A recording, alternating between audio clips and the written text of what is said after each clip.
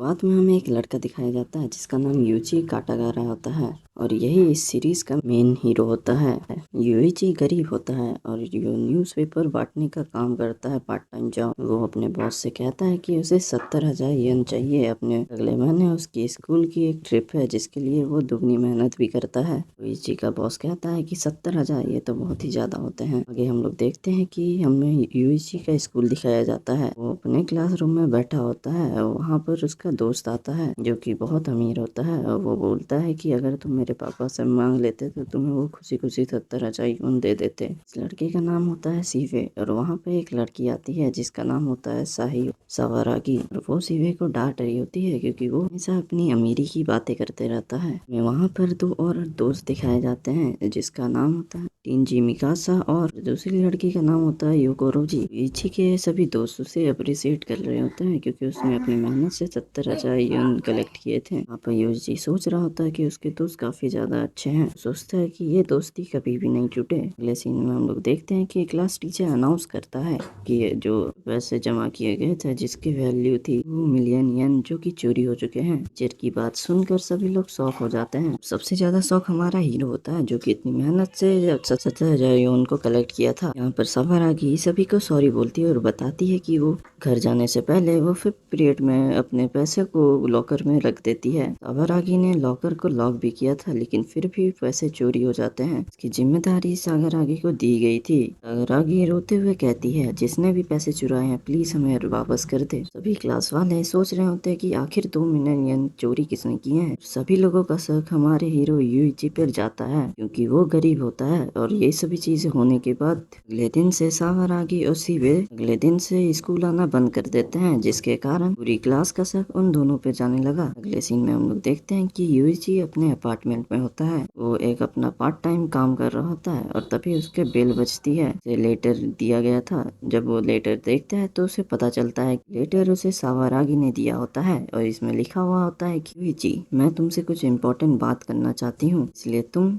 11 बजे रात को यूइची से मिलना चाहती है। जब यूइची वहाँ पर 12 बजे रात को वो पहुँचता है तो उसे पता चलता है कि वहाँ पर उसके सारे के सारे दोस्त खड़े होते हैं और यूइची ये देखकर शॉक हो जाता है और वो सोचता है कि आखिर चल क्या रहा है, वो यहाँ पर क्या कर रहे हैं। वो सभी लोग यूइची को ब्लेम कर रहे होते हैं कि तुम्हारी वजह से हम लोग सब यहाँ पर आए हैं, तुमने ही हमें यहाँ पर बुलाया है, तुम खुद ही लेट आए हो। और उसके दोस्त बोलते हैं कि तुमने हमारे घर के बाहर ये लेटर क्यों छोड़ा था। यूइची को पता चलता है कि सभी को उसके नाम से लेटर मिला है और वो ये देखकर हैरान हो जाता है और सभी लेटर्स को लेकर ना चालू कर देता है और वो ये देखकर हैरान हो जाता है, सोच में पड़ जाता है क्योंकि वो किसी भी लेटर को नहीं भेजा है किसी के पास। तभी हम लोग देखते हैं कि अचानक सावरागी की आवाज आती है। वो बोलती है कि अपने पीछे देखो और तभी कोई उसे इलेक्ट्रिक शॉक दे देता है जिसके कारण यूइची बेहोश हो जाता है। वो सोते हुए देख रहा होता है कि उसके दोस्तों को कोई पकड़ के ले जा रहा होता है। जब बेहोश होता है तो उसे पुरानी याददाश्त आती है जब वो बड़ा सा इंसान यूइची को बताता है कि इस दुनिया में सबसे ज्यादा इम्पोर्टेंट है वो है पैसा।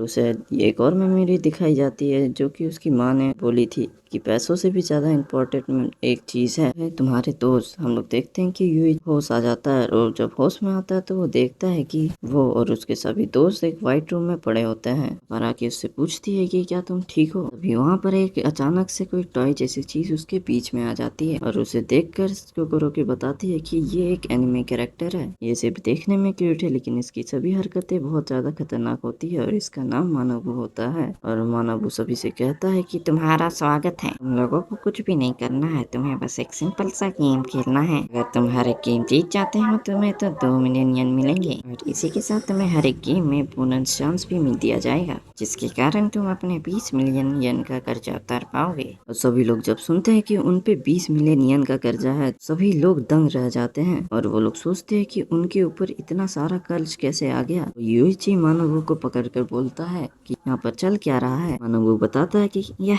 तुम्हें पता नहीं है, तुम्हारे किसी एक दोस्त पर 20 मिलियन येन की कर्ज है। इसे भी वहाँ आ जाता है, यूइची को शांत करवाता है और तभी वहाँ पर टेंजी मानोबू से पूछता है कि असल में तुम्हारा क्या मतलब है। टेंजी को समझ में आ जाता है कि ग्रुप में से कोई एक के पास 20 मिलियन येन का कर्जा होता है और उसे पता चलता है कि जब वो गेम को खत्म कर लेंगे तो उसका 20 मिलियन येन का कर्ज भी खत्म हो जाएगा। वो मानोबू से कहता है कि जो तुमने किया है वो एक किडनैपिंग है और उन पर किडनैपिंग का केस लग जाएगा जो कि एक क्राइम है। लेकिन मानोबू कहता है कि लेकिन तुमने ही किसी एक ने ये गेम की एप्लीकेशन दी थी और 2 मिलियन येन भी दिए थे। यूची तभी सोचता है कि शायद वो 2 मिलियन येन स्कूल वाले ही हैं जो कि चोरी हो गए थे। इसका मतलब यूची की सभी दोस्त में से कोई एक दोस्त गद्दार है और इसमें से कौन गद्दार है इसे चुनना बहुत ही ज्यादा मुश्किल है। साथ ही में इस गेम का जिम्मेदार भी टेंजी मानबू से पूछता है कि अगर हम लोग में से सभी ने गेम खेलने के लिए मना कर दिया तो क्या होगा। मानबू कहता है कि ज्यादा कुछ नहीं होगा, मैं तुम्हें जाने दूंगा, लेकिन में से किसी एक ने 2 मिलियन येन पेमेंट की है तो मैं वो अपने पास रख लूंगा। तुम लोग के ग्रुप में जिसके पास भी 20 मिलियन येन का कर्जा है तो वो सभी के ऊपर आधा आधा भाग कर दिया जाएगा, यानी तुम लोग सभी के ऊपर 4-4 मिलियन का कर्ज चल जाएगा। वो सब तुम लोगों को पे करना पड़ेगा। यानी दोस्तों अगर वो सभी लोग गेम खेलते हैं तो वो अपनी 4 मिलियन के कर्ज को माफ करवा सकते हैं। अगर इनमें से कोई भी हारता है लेकिन कर्जा बढ़ेगा नहीं। लेकिन एक ट्विस्ट है जो कि हमें आगे बताया जाएगा। आगे सभी लोग आपस में डिस्कस करने लग जाते हैं कि क्या करना चाहिए। सभी लोग ये भी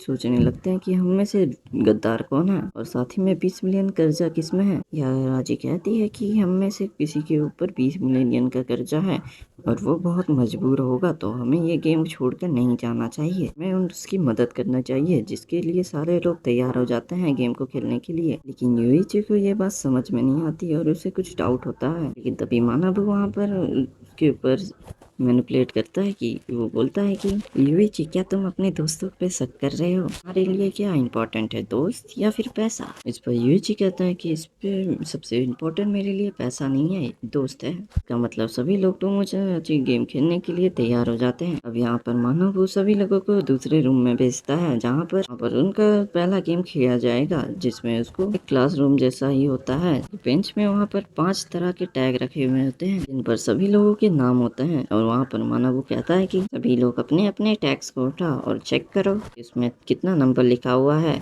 और सभी लोग अपने अपने टैग पर चेक करते हैं। सभी के टैग पर -4 मिलियन येन दिखाई देते हैं जो कि उन लोगों के पास कर्जा होता है।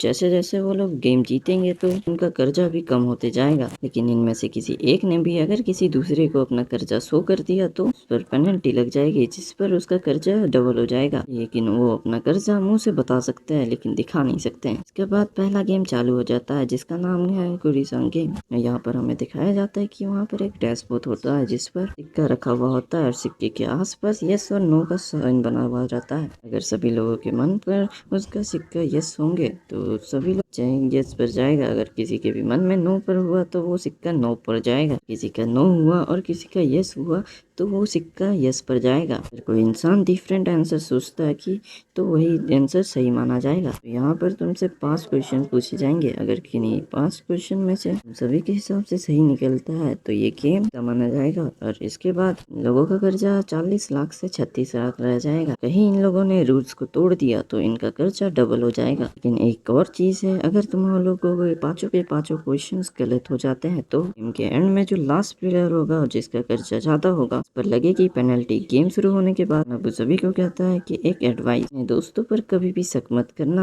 अब हो जाता है गेम स्टार्ट। सबसे पहले बारी शिवे की होती है जो कि एक लेटर में क्वेश्चन को पढ़ता है। क्वेश्चन को पढ़ने के बाद शिवे का रिएक्शन कुछ अलग हो जाता है। शिवे सभी को क्वेश्चन पूछता है कि क्या जापान का सबसे बड़ा माउंट फूजी है? तो सब लोग देखकर खुश हो जाते हैं और सभी लोग सोचते हैं कि सभी लोग उसका आंसर सही देंगे। सभी लोग बोर्ड पर उंगली रखते हैं। मानव उनसे पूछता है तो इसका आंसर क्या है? तो सभी लोगों की उंगली कॉइन पर होती है जिसका आंसर यस और नो के ऊपर होगा। लेकिन हम लोग देखते हैं कि इन सभी का क्वेश्चन का आंसर यस होना चाहिए था लेकिन वो नो के ऊपर जा रहा था। इसको देखकर सभी लोग हैरान हो जाते हैं। इसका मतलब यही है कि पांचों में से किसी एक ने जानबूझकर उसका आंसर गलत दिया था। रियलाइज होने के बाद साबार आगे कुछ बोलने की कोशिश करती है लेकिन यूइची और टेंजी उसका मुंह दबा लेते हैं और हमें पता चलता है कि इस गेम के दौरान इन लोग आपस में बात भी नहीं कर सकते। वहाँ पर पेनल्टी लगेगी और ये वीडियो यहीं पर खत्म हो